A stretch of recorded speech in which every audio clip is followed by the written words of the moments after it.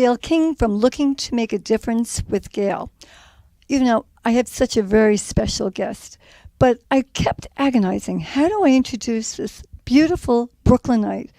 And I have to tell you, I always speak from the heart. She's one of my heroes. So I'm going to tell you a little bit about her, and then I'm going to actually introduce her. She's been a news anchor, veteran war correspondent. She's a current radio host at WABC, the author of 2 best-selling books, and she's been a guest speaker, the Pentagon, the Capitol, United Nations. But if that's not enough, she has interviewed over 20 world leaders, 6 presidents, sports figures, entertainment, you name it, and Rita Cosby has been there. Welcome, Rita. Thank you. What a great introduction. Thank you. It's wonderful to be with you. Sweetheart. I want to talk a little bit about some of your awards, if I may be so kind. Thank you. You'll Thank indulge you. me Thank with you. that. 3 Emmy Awards. But my first time on the show with you, so now I have another award. This is why everybody loves her. In addition to doing her in-depth, she's also modest and kind. You truly are. And love what I do.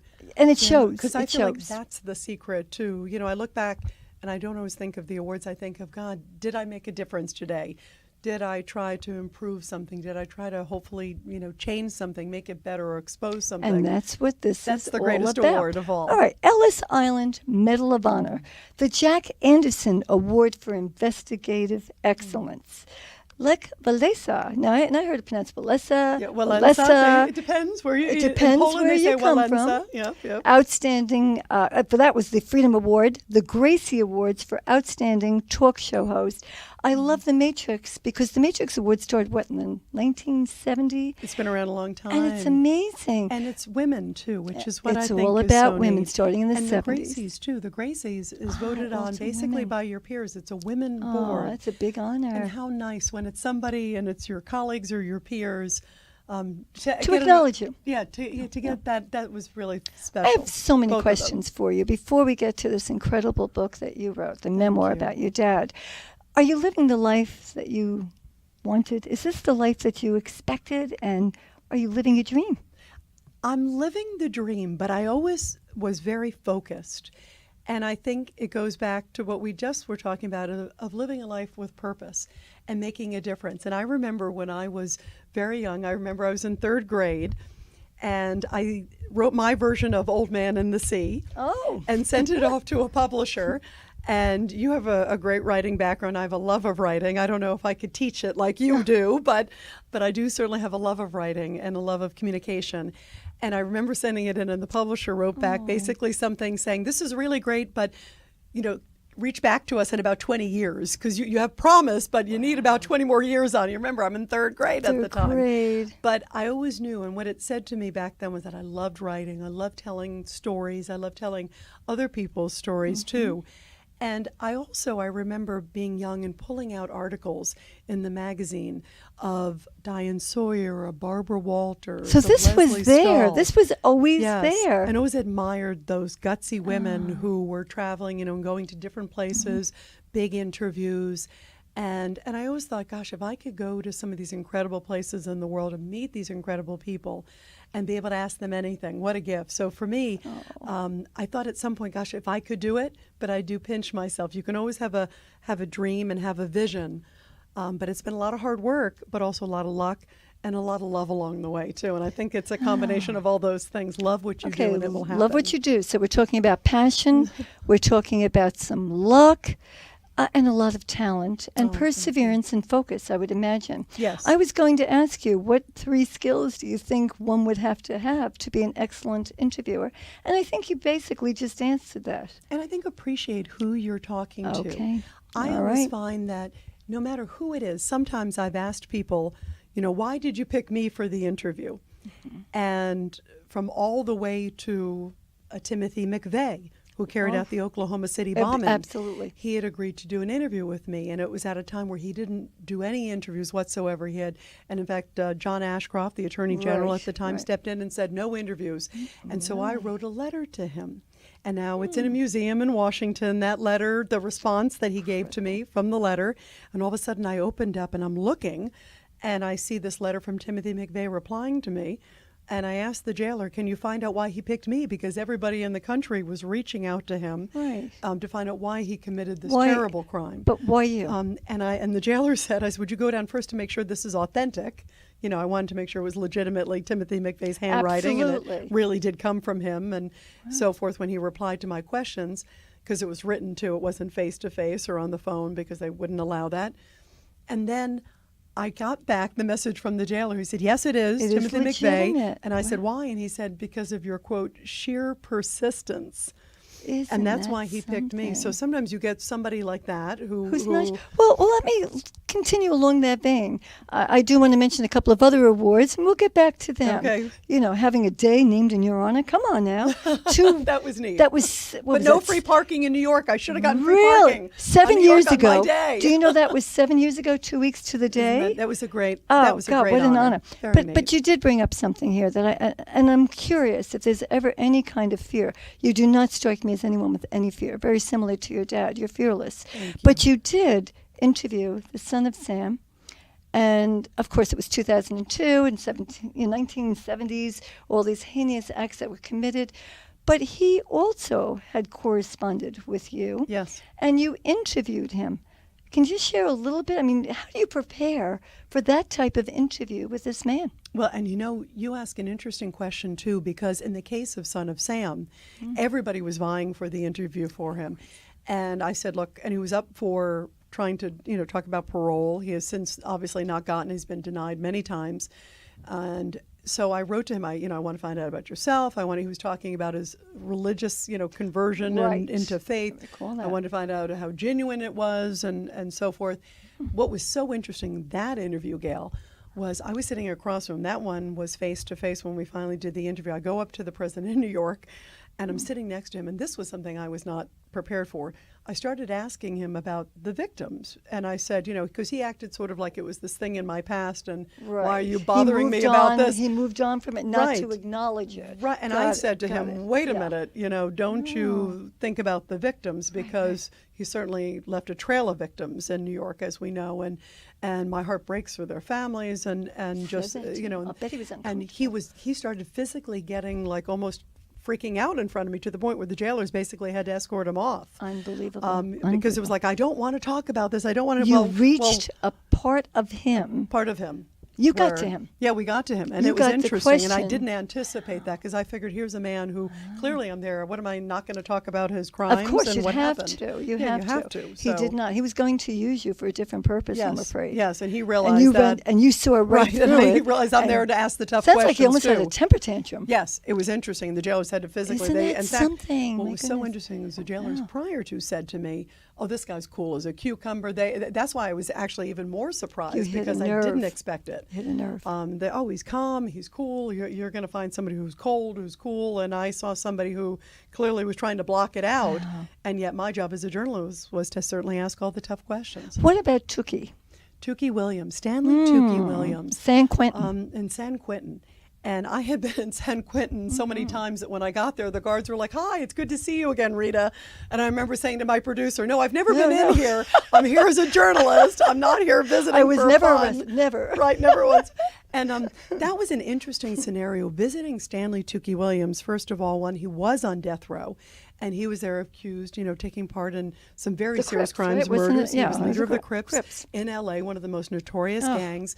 And he said, I am not responsible for these crimes, meaning the ones that it was with the family, it was tied to a robbery. Right. And he said, I didn't do it. And I remember looking at him and saying, well, look, if you didn't do these, you were leader of the Crips, one of the most notorious, brutal gangs, you know, in American history. And surely you ordered an execution or were part of that or did it yourself, whatever the case. And he maintained that, you know, he was an innocent guy and through it all. And it was interesting because he was writing, and he was even nominated for the Nobel Prize because he was helping kids get out of gangs. And there were some good parts of his message if he could help other kids.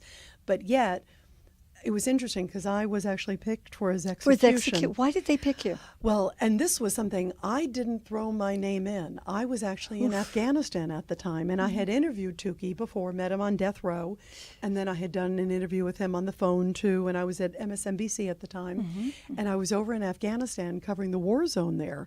And after a long day going out on patrol with the guys and seeing just the tough, difficult conditions our troops are in over there, it's a very, you know, difficult terrain and conditions, came back, and I remember I got this message saying, "You've been picked," and I'm thinking, for what? What? Right. You know, and it wasn't even on my mind at that moment, and suddenly I get this message saying, "You've been picked. We put your name in, Rita, my bosses at NBC, because you had interviewed him, and we thought, let's put your name submitted in," and it's a lottery where it's a choice. And I thought, I wrestled with it. I mean, my first reaction was, do I do this? Do I want to watch this? And it was lethal injection. Oh. I had covered many executions before, but never physically saw one. And do I want to emotionally see that? And then the other part of me thought, I'm a journalist who covers so many of them. And you could tell my bosses at NBC at the time said, Rita, they could hear it in my voice. And they said, Rita, please, you've been picked. And you know, you should go ahead and do it. Obviously, you know, you don't have to, but we really would like you to do it and cover it. And as your job as a journalist, we would like you to do it. And we think you would do a very, you know, powerful job, you know, talking about what you see. And I thought, I cover it. And if I'm going to cover it from the outside, I should cover it from the inside. Okay, now as an investigative reporter, and I'm not going to ask you your views on the death penalty, but it's difficult sometimes. You know, you have your feelings. How does a investigative reporter, journalist get in there and not feel that? And I understand that they had difficulty before his death. Yeah, before his death. You definitely did your homework there because he is, it was an interesting case because he gets wheeled out and, you know, he comes out. And here's somebody who I knew, who I interviewed. You'd already spoken with him. And spoken with him, and so you had that human element of that. Yep. And then on the other hand, here's someone who certainly was, you know, a bad dude. He was, you know, tied clearly with the Crips. He was the leader of it. He's been accused and convicted of some serious crimes. All of these appeals had failed at this point. And I remember walking in San Quentin. It's almost like a glass chamber that they wheel him out on a gurney. And I could see his supporters on one side. There were journalists like myself, the few that were picked were on this side. And over here was the family. And I kept looking at them because as someone who's covered a lot of cases, your heart could not. Your heart goes. Your heart just broke looking at that family. That's his family. That's well. This was the family of the victims. This is the family of the victims. Family of the victims. So they were there. Was his family there at all? I don't believe there were his family. I know he had some supporters. He had an attorney who was right. a supporter. Right. I remember reading that, but I don't remember if his family was there. I don't think he did, if I recall. I think it was. I know it was supporters and an attorney who. So you have the victim's family there, and you're looking at them who are heartbroken, and you could just see it in their eyes and watching the whole thing, and they felt that, you know, that the punishment was deserved. And clearly, obviously, the people who reviewed the case and knew all the details, they decided that as well. And they were waiting up until the final moment. Will the governor step in? And the governor at the time did not step in. And then they wheeled him out, and he put his arm, big guy, big, huge guy. He looked over at me. And it was very odd to know what was to come. And then so many emotions go through your head. The only thing I kept looking and I kept thinking, is he going to use this moment, if this is the man, which he was, to write those books and now changed to speak, even though till the end he said, I didn't do this crime, I didn't do that. And I thought, is he going to use this moment to maybe send a message, even if it's not admitting guilt? Will he use this moment to say, I hope my life, kids, you know, teaches you not to do I'm sorry the wrong for my path. Involvement in different things. Anything. Yeah, and anything. He didn't. And instead he talked about Black Power and was very defiant, literally to the very, very end. How interesting. And in fact, to the point where he was showing his vein, And that was hard because he's showing his vein. They're trying to get it in. That was a lethal injection. It didn't work. And then they had to try again and find another vein, to the point where he was like, here's my vein. And the length of it all and the trying of it all. And it was a very emotional ride. Very, very. All right, now we're going to do something a little more glamorous there. You were voted Anything's more glamorous than that, right? we have to break that up a little bit. Yeah. You have to know that she has an excellent sense of humor. Rita covers so many serious stories, and I think because of that, people don't get to see who you are. Although if you read in your books, there's always that little bit of humor, that little bit of fun. And she's voted by Cosmo as one of the fun and fearless women. I love being picked that. That was fun. That was amazing. How exciting. What year was that? Give me the time period. Oh, my God. It was when I was covering, I was in Washington at the time. Oh, I love that. And I was on the campaign trail at that point, and obviously was even just recently, too, with Trump and Hillary Clinton and everything in that moment as well. But it was an interesting time, and I thought as a young person in my career to get picked at that point fairly early into like national scene. I love that. And again, picked by women was fun. And I often, as you said, I get to do sometimes such serious stories. You do. Certainly when you're covering an execution, there's nothing to laugh about and nothing. Or you're in such a serious Afghanistan moment. or the Belgrade. You know, these are. So I like when I can have a lighthearted moment. Have some fun. And I have a, I'm known as a prankster and someone with a sense of humor. So I like when I can. Well, you have a quick show smile. A little bit So you could see that. Thank you. So now you're in Belgrade during the NATO bombings. Yep. 3 prisoner of wars, American prisoner of wars were released. Did you ever, in a million years, dream that one day you'd be writing about your dad, who was a prisoner of war? I didn't. And it's so interesting because, yes, as those guys, that was in such a powerful time because I was in Belgrade during the bombing. And I had never experienced bombing firsthand. And it was interesting. Here I've covered wars and different things, but I'll never forget one morning I woke up, wee hours of the morning, and I had to call the hotel desk, and I said, what happened? What happened? I could feel the room shaking. I could feel dust coming down, the whole thing. And I remember calling and it was at the Hyatt in downtown Belgrade. And it's a bad day when they said at the desk, oh, no, that was a huge earthquake. And I said, thank goodness. Thank goodness it wasn't a direct hit. It's a bad day when a big earthquake, and I think it was pretty high on the Richter scale because clearly it shook, and you're delighted it's a big earthquake and you didn't take an airstrike at Having that moment. Been in an air, I've been in earthquakes in Costa Rica. Oh, so I went to school there, and everyone starts praying in the doorway, and you have to be so careful. But you're absolutely right. But let's segue into this incredible memoir that you've written. Thank you. A couple of things here. You have said that probably one of the most challenging, but also the biggest get of your career was when you sat down with your father. And it's been quoted that it is a story of love, courage. It's strength. And in fact, Henry Kissinger said, a beautiful tribute to the strength of the spirit. And I do believe it meant both your father and, of course, you as well. All right, so let's go over the title. Let's talk a little bit about why it's so challenging and what it means to you, if I may. Yeah, it's interesting because you talked about, here I've covered all these through the years, and I never dreamt that I would be talking about my dad's story and also exposing my own personal story, too, along the way, which had a lot of lumps. I was so used to covering everyone else and asking the tough questions of everybody else. And then yet going on this incredible journey when I discovered these items in an old suitcase and saw my dad's story, I thought, you know what, if this can help other families, if I can get to know my father, too. And that's why I tell everybody it was the greatest interview of my life and the most rewarding story and the most rewarding ever. What I want to ask you about is we learned so much about your dad, and I'll give a quick synopsis very, very quickly in a moment. Quiet hero, secrets from my father's past. But what I want to mention is that a couple of things here that really struck me. You said that many children do not know about their parents' previous existence before they were born. You have no idea how you struck a chord with so many people by mentioning that. There's so much I'd love to have asked my dad, I no longer can, about his past. But what a great gift.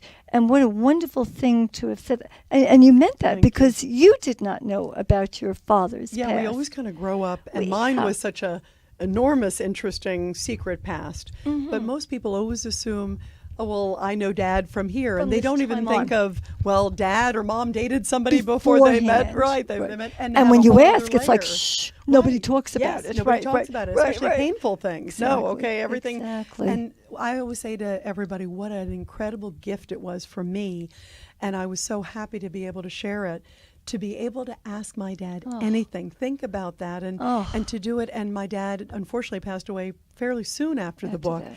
and how lucky I was that I did it when I made this incredible discovery. And It was meant to be it at was that meant to time, be, and it had to and didn't happen. wait. Sometimes you find Right. these precious nuggets, and that's sort of my advice for everybody too, because sometimes in life, and here I am covering all these busy assignments in the news world, and you could always kind of say, well, gosh, I'm too busy today or too busy this week.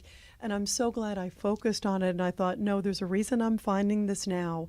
And I want to pursue this lead, and I want to learn who I am. I want to learn who my dad is. Absolutely. And I'm so glad I didn't say I wish I would have. What did you learn about yourself? Because this is as much a learning experience about you. I learned about forgiveness. I'm Beautiful. a Christian and someone who believes in faith, but I learned, and there was a moment I made a discovery in an old suitcase. It was in a storage locker of my Right. mom's. So Right. my parents had gotten divorced. Could we as go you back know. a little Yeah, bit? go ahead, please. 1983. Yeah, here I All am, right, teenager. Christmas Eve. Yep. You're a teenager. What are you, about 18, 19? Yeah. And your dad, if I may. Yeah, please. And your dad Absolutely.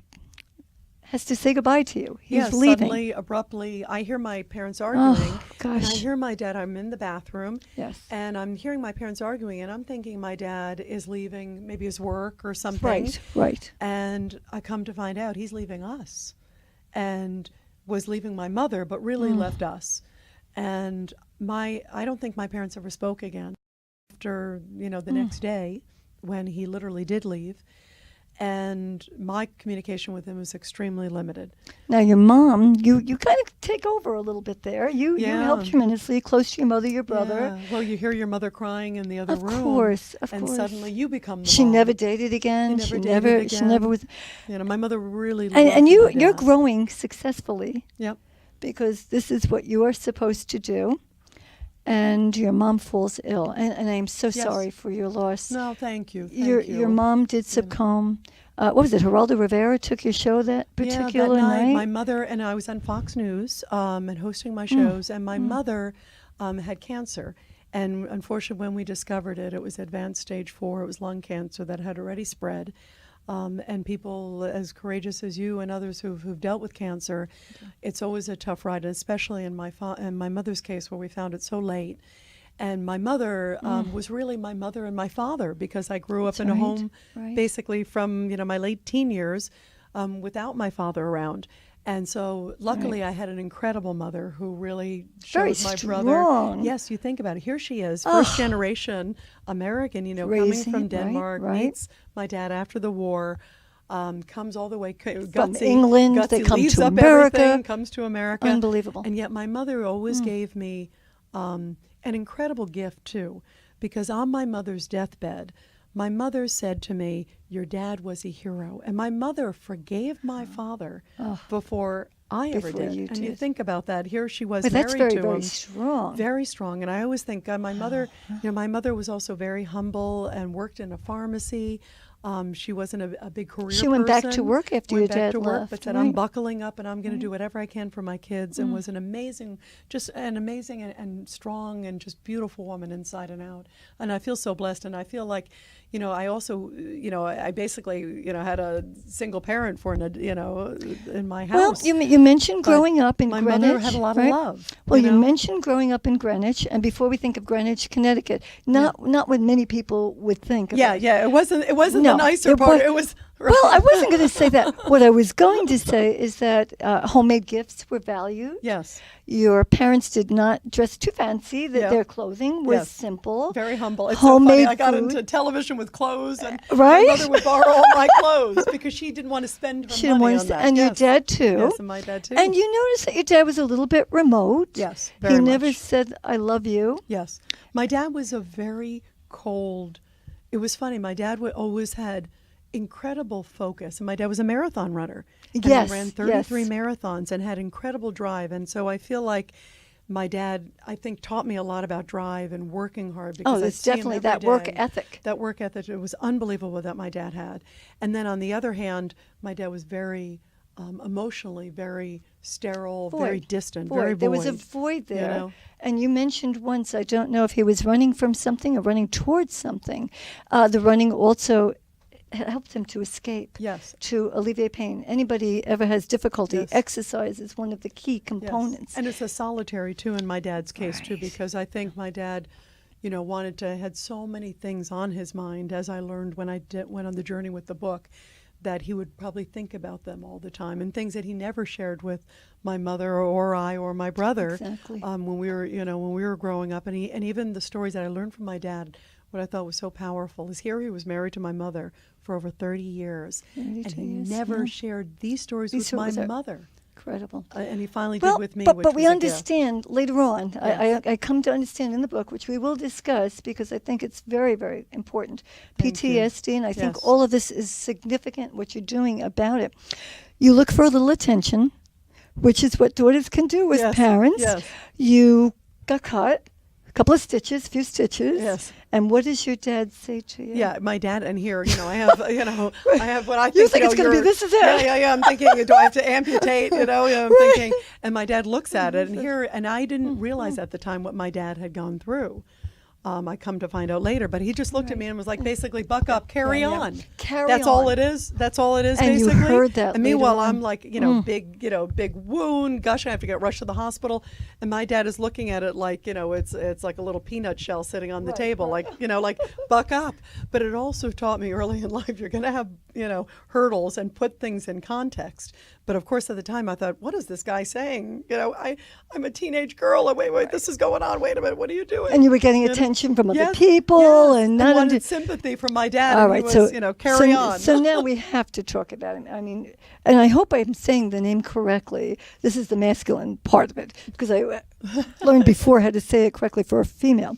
But it's Rizard Kosabutsky. That's actually really good. All Richard right, Kosabutsky. all right. Kosabutsky. And for a female, you would have been Rita Kosabutska. And I say, thank goodness, by the way, because thank goodness Team Mentioned on television, it would have been like, wait a minute, how do I Kosabuska. spell that?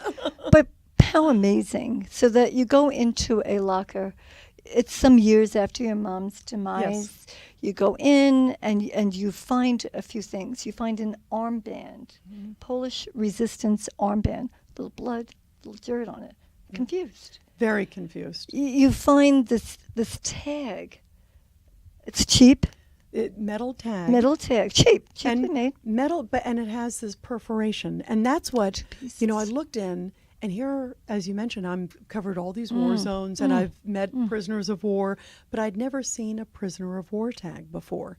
And I'm looking at it, and it's a metal tag, and on the top of it had Stalag 4B, prisoner number 305147. Oh my And then gosh. there's a perforation in the middle, and it's duplicate on the bottom. And I looked at it, and then I saw that bloody red and white fighting armband. I didn't know what that was. I just saw it was some dirty piece of cloth. I'm like, what is this? You wouldn't know it was. And then I see a card, and it's all in Polish. And I don't speak Polish. My mother's Danish. My father's Polish. right, I can now speak a little bit of it, but my parents spoke English at the home. And I'm looking at it, and when I saw the POW tag, I thought, what is this? And I went home, and I looked at it. And I read chills. the I just got background of what chills. Stalag 4B was. Oh my gosh! One And of it the said worst. one of the worst places. notorious prisoner Nazi, of war camps. yeah, Nazi.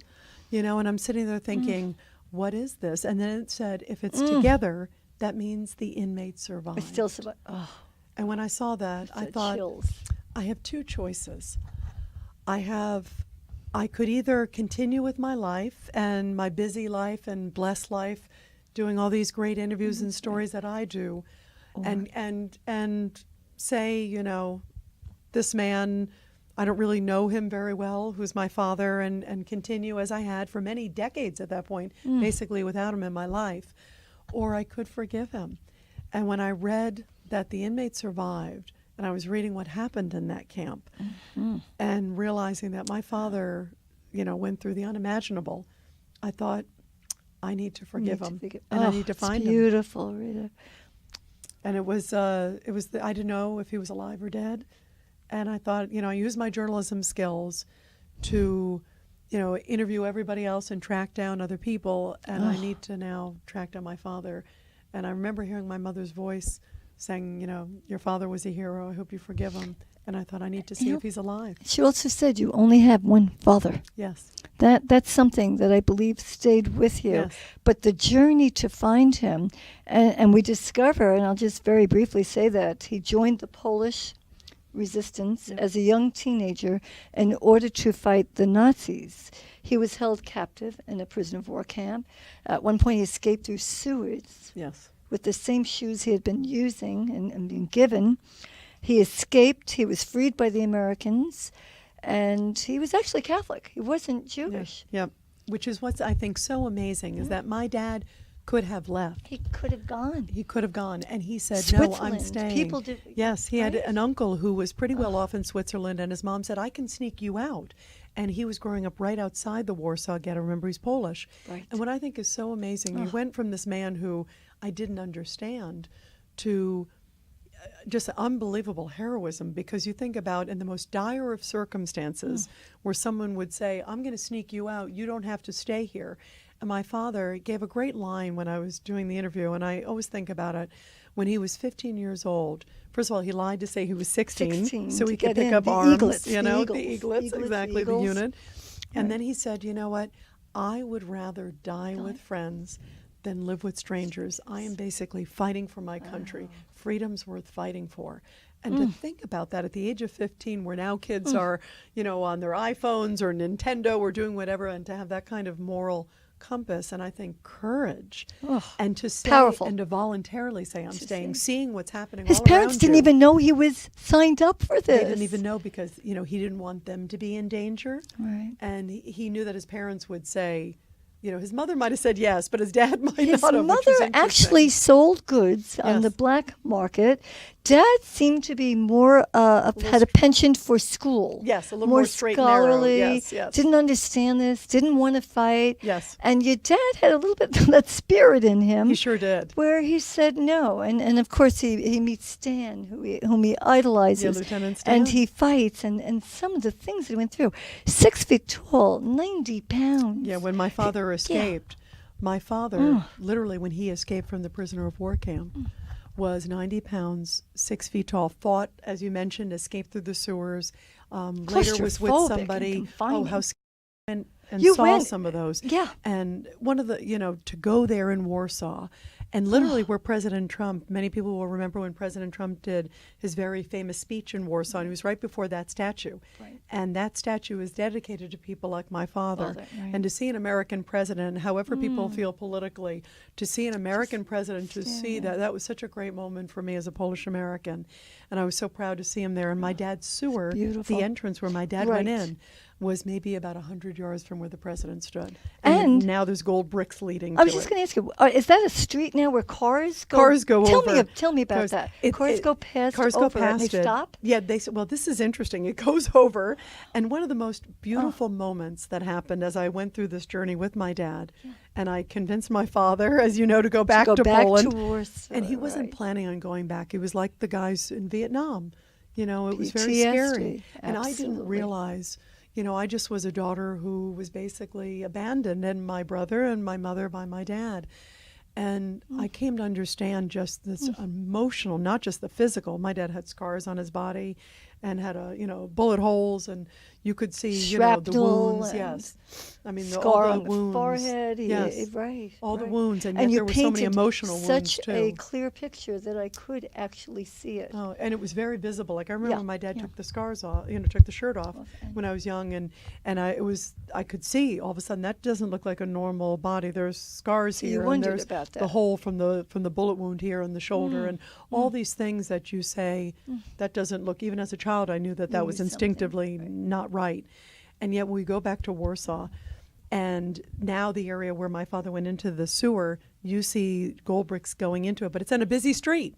And one of the most beautiful moments that happened, my dad walked up, and first of all, when he went back, he just collapsed and cried Oh. because it was all these emotions, just all over the How place. brave It was for him to go back. to What confront courage. his fears. Yeah. And I have Yeah. such respect Get the for chills from any that, I warrior can't. or anybody who goes through trauma, whether it doesn't even have to be war, it's whatever, Trauma. someone who's been through some trauma to go and face it.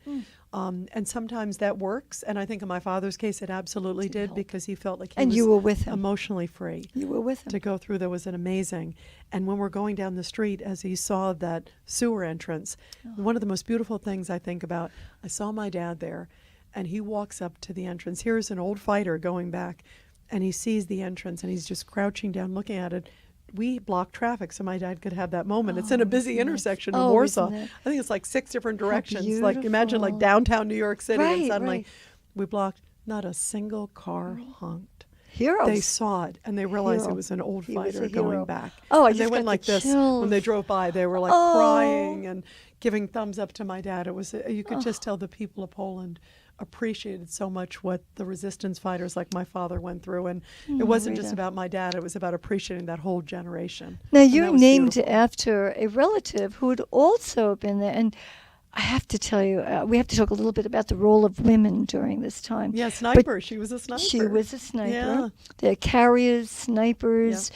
I don't know of any women that your father knew survived. Yeah. I don't think so. No, Women were so brave. Women were so brave, and luckily my cousin, Rita. I mean my father's cousin, my Rita, aunt, right. Mm-hmm. did survive. But it was so funny. I didn't know. I remember as a young child seeing my Aunt Rita, who came over. She was like a heavy-set woman, but was always beautifully dressed, immaculately dressed, in high heels, and so I just remember as a young child seeing this older woman who was my Right. Aunt Rita, Elegant, right? Elegant. elegant woman, and Wow. just never someone who I would ever imagine. So Imagine. as we're going on the Look journey at with the book with that. my dad, he said, he talks about sniper, and I heard him say Rita, and I said, wait, and he said, yeah, you're Aunt Rita. You're named after Aunt Rita, and your name, and I said, wait, you're telling me that Rita was a sniper?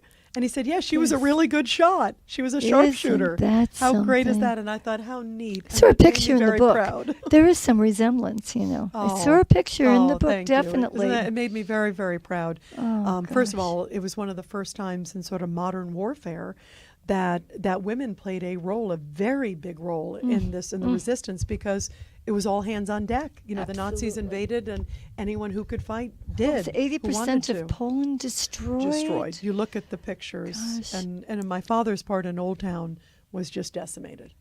And your Decimated. dad's biggest fear was that he vaporized. He Yes. wanted to make sure there was something left behind. Yes. I think you mentioned that one of the worst tragedies was the tank explosion. Yes. It was, my father was during, the uprising, and they were so outmanned. And that's why I wanted to share this story, because it was such a story of David and Goliath, because in my father's unit, only a few of them had guns. Because Can they you had imagine? weapons, clothing, food. Anything. They'd Yeah, have to kill a German to get a gun. They were cut off from water. They were cut off from schools. They were cut off from faith. So many different levels. And so the Nazis were squeezing them. And so they had, most of them in my father's unit, a lot of them were using Molotov cocktails. And I think about the guts of my father and his guys charging one of the most brutal young war guys. machines in the world. Right. And they have Molotov cocktails, and they're fighting tanks and the most state-of-the-art weaponry at that time, bombarded from the ground and the air. Heroes. And yet your Real- father never saw himself Never. as a hero. True heroes never do. Never do. They And don't brag. They Yes. don't. They're true heroes. and rise to the occasion, too. You think about, I interviewed sort of experts on heroism for the book, too, Okay. because I thought, what makes I someone hear. at that age to say, I'm going to stay and choose something that's really incredible. And not just my dad, but so many people in Poland and so many of our young fighters. Now you think about, as we look at what's happening in the world today with, what's going on in Syria and Iraq and Afghanistan, and we're so blessed to have young men and women who say, sign me up. Sign me up. I'm fighting for my country. Right. Where do these people find this incredible moral compass? And there's something innate about some people. Sometimes you learn it. And I think in my father's case, my father's mother in particular, it's interesting how women played such a role in his life. But my father's mother, they were not supposed to practice religion. And she would have a hidden altar in her apartment, and then that apartment would get bombed out. They moved to another one. She'd set up another hidden altar. People don't realize that the Nazis could have killed you. You were not supposed to practice faith. That I did not even know that. I know that they were killing anybody who said anything, who defied anything. Your dad learned German. Yes. A little bit of German and enough some to get English, by. Yes, and just like you did when you went and traveled, you had to learn to get the through language, different yes. places. Yes. So there we go again with this correlation and how similar the two of you are. Your dad also said that the highlight was that candy bar from the Americans. Do you want to share? That's so beautiful. I get so emotional when I think of this. I can't believe this. Right? My father, when he escaped from the prisoner of war camp, and it was a huge camp, and they got wind, they're in the camp, they get wind that the Russians are going to make it. And as we know from history, the Russians were brutal to the Poles. And these were Polish prisoners of war. They were resistance fighters. They knew. And some Russian prisoners. And some Russian prisoners as well. In fact, it was a huge camp with Dutch and many different nationalities and Brits. And they knew, especially the Poles, they knew that if the Russians got there before the Americans, and this is, in the spring of 45, they said, that's it, we will be killed. There's no gray. Let's pray for the Americans make it here. And so the Dutch smuggled in a radio, and they find out that through the radio that the Russians are closer. They didn't realize that a deal had been struck where the Russians would take, this part of land around the Elbe River. Right. And yet they just assumed that the Russians were just physically making it closer. So all they knew is the Russians are going to get here. They're days away, and they said, we have to escape. We have to get out. And so my father and his men escaped, and they're in the woods. Here they are, 90 pounds, 6 feet tall. Skeletons in prisoner of war clothes. Weapons. Forget about weapons. Yeah, nothing. Same clothing that you slept in, that you wore for 2 months. And they're clearly wounded, prisoners of and war. Wounded. And weak. Wounded. And it's about 60 of them. They're in the woods for 2.5 days.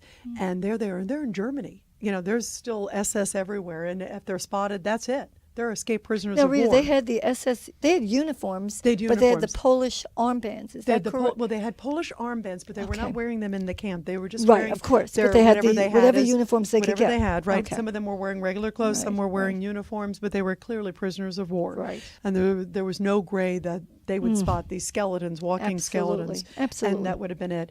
And so suddenly a plane comes by, and he and his guys dive for the ditches. They think this is it. They're gonna be bombed. It's a German plane. They're about to drop a bomb or a grenade. That's it. The plane comes by again, and they suddenly look up, and they see a star, and they realize that it's an American plane. Chills.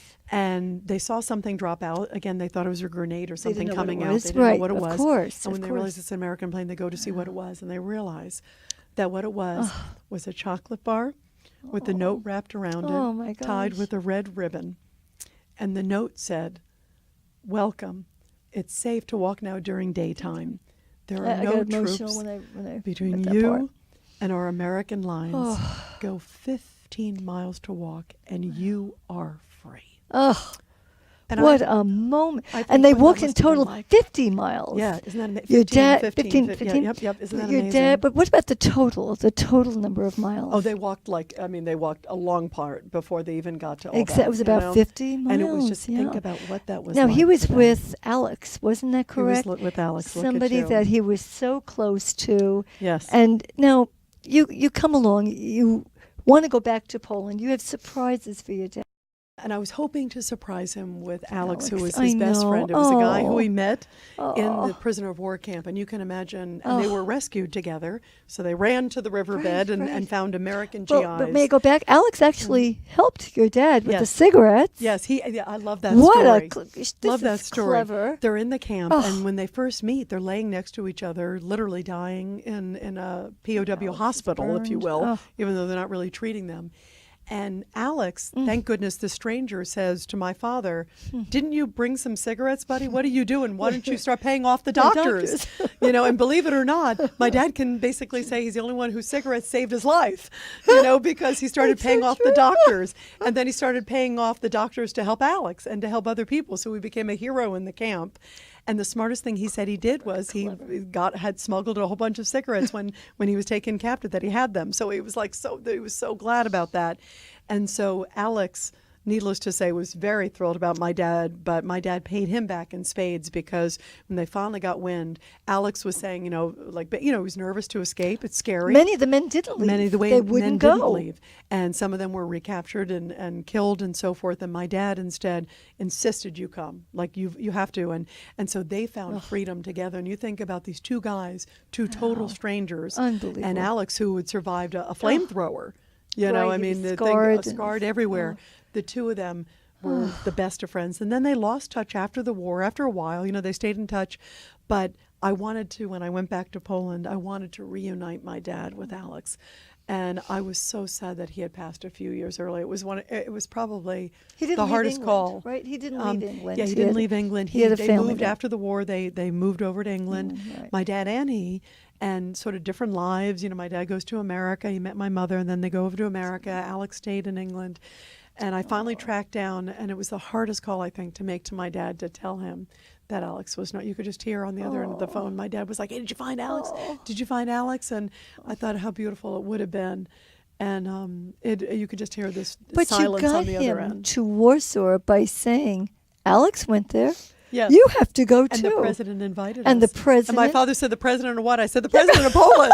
And I think had the president of Poland not invited anybody short of the president, my dad was not going to go. What did he get? The fighting cross, the fighter's cross, which is the equivalent he got the fighter's of cross, which was three Purple Hearts. Well, the fighter's cross symbolized also what he went through in the uprising, and my dad never wanted a medal. Isn't that because amazing? He didn't do it. Yeah, he did it because he believed in his country, and after everything my dad went through, I remember asking my dad, "Would you have done it again?" He said, "In a heartbeat." And he said, "I did it because I love my country. I love Poland. I appreciate, my colleagues." What a great and to story. feel part of that, something that was so much bigger than himself. He was so proud of his time, and he never expected that he would ever get awarded that. And he got what's called the Polonia Restituta, and that's basically sort of almost the Medal of Honor, if you will, of Poland. And he knew that was coming, and was told that he was getting it before he died. The happiness that you gave him. Oh, and that I got from him And at that the you end, too. received as this gift from each other by deciding in that one moment, I'm going to find my father. And it wasn't easy. You had to go to Alexandria, Virginia, right? Yes, you had to find him. He probably had another family. And I was so nervous. Here I am, someone who's interviewed and seen some tough stuff as a journalist. And yet I remember I was getting so nervous. I was definitely like, huge butterflies. Of and course. nervous You don't know what to expect. Yeah, I didn't know how my dad would receive me. I didn't know if I was emotionally ready to see him, and he to didn't hear know his of your fame. He watched me on TV. So he actually got to watch me. Okay, because he got didn't to know watch you. me. I think you said for a while there he didn't realize. He didn't watch TV that much, by the way. I know, because my dad was frugal. My dad didn't want to pay for the cable. My dad was, I grew up in a home where, and I'm like, wait a minute, Dad. But he did watch some of it. He did see some of it. But isn't that funny? Of all things, I love it. I think that's terrific. But it's so indicative of who my dad was. To who he yes, was. He thought these things are extras if it wasn't like life-altering or life-saving, Well, Rita, I know that you love to travel. Even though you've been all over the place, because you love people. I do. You are inquisitive. Yes. You love that. And you love the movies. Yes. So who would play your dad and who would play you? Who would you like that's a good if question. this were to become a movie? That's a good question. Yeah. I think, I think for me, if I could pick somebody, I'd like to pick somebody who's sort of spirited and spunky, hopefully. Okay. I love Jessica Chastain. I was, Yes, I was thinking I saw her in The Zookeeper's Wife. All right. And in Zero Dark 30. Okay. And I think she would capture that. I think she'd be great if somebody like that, or I don't know. There's I love because Charlize she's Theron. gentle, but she's strong Yeah, at tough. the same time. Yeah. There's that underlying don't mess with me. Yeah. There's a little bit of the don't mess with me, but then, I look, talk about my look. dad and I get all emotional. Of course, and that's the human. And for my situation. dad, it has to be somebody. You have to help me. You guys have to think. Who for your somebody, dad? somebody who's, I think, handsome. Yes, he was very handsome. Very handsome, and my dad. And the reason it has to be a young dad and an older dad While you're too. thinking of that, one of the reasons I brought that up is because your dad beat the Germans during a time when he didn't have any weapons, and he took it from one of the American movies. Yes, I love this. This is such a great, and I know we're going on, but I can't help it. I'm so It's a enjoying great this. story of the Gary Cooper Yes. scene. My dad, and it's so funny. You think about how movies play a role in not our just lives. in our lives, but thousands of miles away. And here is my Absolutely. dad, a young resistance Right, fighter right. who doesn't speak any English, and yet they would watch the movies, and that's how he would kind of learn about American life. And the movie with Gary Cooper and the famous scene, and in fact, there was one moment I love that scene I think this is where great. where the Germans they're surrounded by Germans, and they're like, it was just a few of them, and they're thinking, oh, this is it, we're is totally it. outnumbered. And my dad, the only thing he could think of, they were hiding behind an area, and they put the hats up to make it look like there were more of them. So the people. German were thinking, oh God, it's a whole group against us. And my dad saw it from a Gary Cooper that is movie, so and funny. they How ran great. away. How great. All right, Isn't that funny? all right, So those movies work. Now we have to think about who would play him. What do you who think? do you admire? Who do you feel is strong with convictions? What movie star today? I know, that's a very hard question. It has to be somebody, also has to be someone who can handle action, because I think of, it have to be the young dad, and then we need the older Then you dad need the too. older dad. Because I think of, and also Could very be a handsome throwback. to the end of Could his be life. a throwback Yeah. to movies. Maybe, I don't know, maybe a Tom Cruise type, at least I for the could see action that, part. absolutely. For the action and part, I could see that, definitely. But somebody, you're right, it's got to be somebody who has the Tom Cruise action, and we got to find somebody who has the moral courage and the heart moral too. turpitude, and because my dad, even at a young the age, my dad courage. was fearless. Yeah, And I yeah, think yeah. about that, and I think about just after going through this whole journey with my dad, yeah. anybody who has been in battle, and that moment you talked about with the tank, my father, it was very stark for him at that moment, because my father, the tank exploded. They seized a German tank. Here, these young kids at the height of the girlfriend was uprising. in it. Everybody killed on the tank. God. My dad ran back. The tank exploded. My dad was not on it. He was like, "Oh, I'm tired. I'm going to go over here." And the next thing he knows, the ground shakes. Comes back. His whole unit and his girlfriend are killed. And you think about that. Here, you're a teenager, and what my dad saw at that kids. moment, to walk back literally rivers of blood. And my dad said, "I have to block it off," and that he was psychologically even aware of that, and he said, I have two choices. I can either continue fighting in my comrades' honor, because they're not here, or I can just collapse. And he said, I have to keep fighting. So I think about just the moral compass of somebody like that. And my dad was certainly not a perfect father, but he was definitely an incredible There hero. is some PTSD. No question. Let's talk a no little question bit about, about if we that. may, because yeah, absolutely. I have worked with some people who Absolutely. have endured, gone through that. Yes. Very difficult, and it can hit at different times. Absolutely. And it certainly affected my father's relations with people and the way he, communicated and left so abruptly with us. And I remember asking him, I think one of the hardest things during my journey with the book and asking him anything, I said to him, why did you leave your family? I didn't say, why did you leave us? I said, why did you leave your family? And my father thought, he said, I did the best I could. And he said, I wasn't happy and life was too short. And he said, and also I realized I should have handled it differently. I absolutely should have handled it differently and communicated. And he said, but when I left you were in a house in Greenwich, Connecticut. And then I thought, oh my gosh, after I heard his story, at that moment, my dad was, my dad was a starving prisoner of war, basically, around the same time. Right. So he thought he was leaving me in pretty At a good pretty relatively, good shape. my goodness, anything I went through And was emotionally, minor he compared to couldn't. him. He couldn't understand. Yes. But at the end, I love this. He used to always sign it, yours, and that would be it. And Yes. you didn't get that. He told you he loved you. Yeah, and that made me cry. It made me, to hear made my me dad, cry when I... because he, the only way he could, first of all, he was so disconnected emotionally. And then second of all, also when the communists took over the country, he had to not really show any emotion or any connection when he was calling his parents. So he would pretend he was basically a stranger, and that's the way he acted towards us. And then at the end, my dad said, I love you. Love you. And my dad couldn't stop saying that till the end of his life. So that you've worked with USO. ICAMI, Yep. Unified Stress Disorder Association. People can find you Sundays, and you can be found also on, we're just learning, Twitter, Facebook. Yep.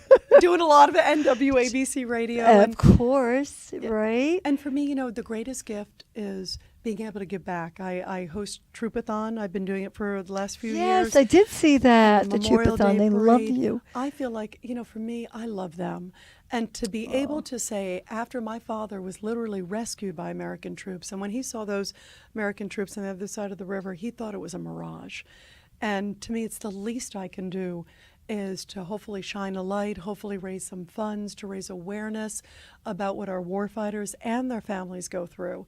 And for me, it's been the greatest gift of all to be able to honor them and to honor what it means to be an American. Because when my father changed his name from Kozabutsky to Cosby, he said, when he said, I'm an American, he said it was the greatest day in his life. And there are so many countries around the world like Poland and places that when they see America, it is like heaven. And we have to really appreciate who we are. And I love this country. I want to thank you so much. You gave me a terrific gift, sharing all of this. And now you can see why she's my hero. Oh, thank you. You're mine, too. You for what you went through, you're amazing.